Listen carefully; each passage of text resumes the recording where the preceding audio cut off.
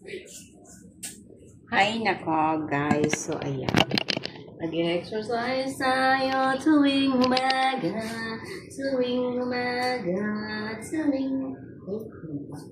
Tumaba na daw ako. Yun ang sabi.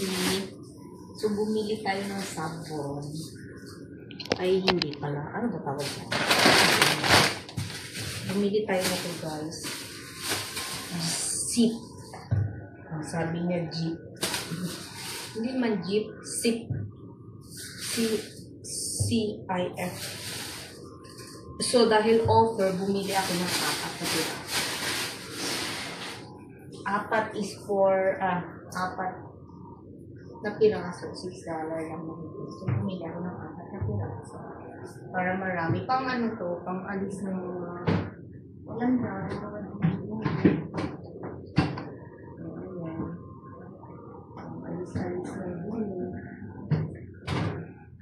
Pwede siya sa anywhere. Pwede siya sa toilet. Pwede siya sa lutuan. Saan lang.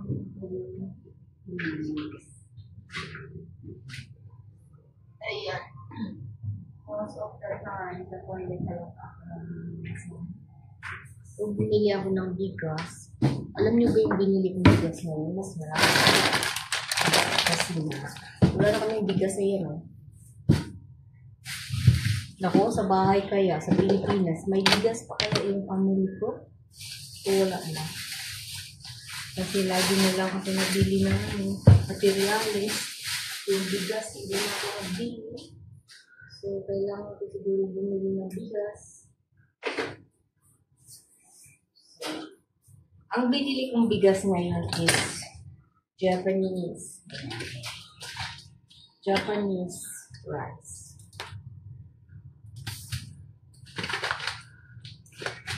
Japanese rice ang binili natin ngayon guys. Bakit? Kasi gusto ko kumain ng masarap na kasi ihalo natin. Ang natira kasi yung konti. Ihalo natin. Hindi mo. Kasi wala naman yun. Sino ba yun? Nagtatawag.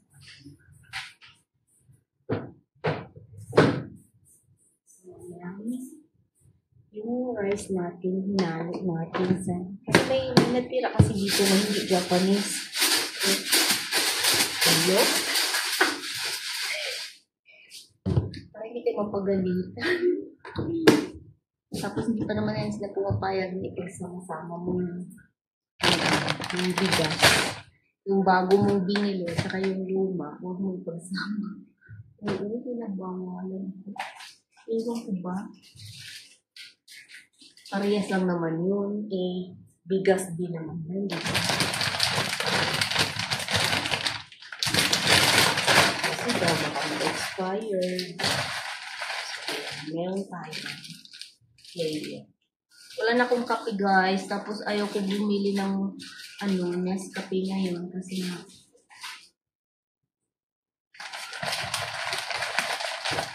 may iniinom kasi ako. Tapos hindi ko matalak. Kaya mag-try ako nito. Light lang kasi ito.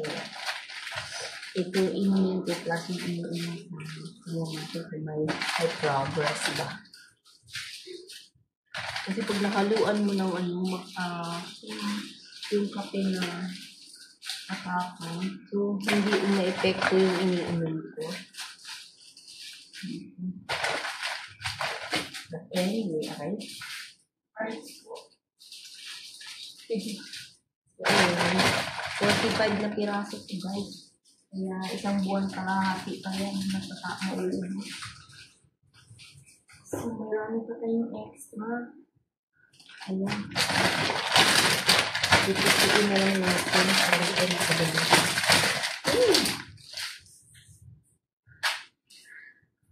Lord, bless you.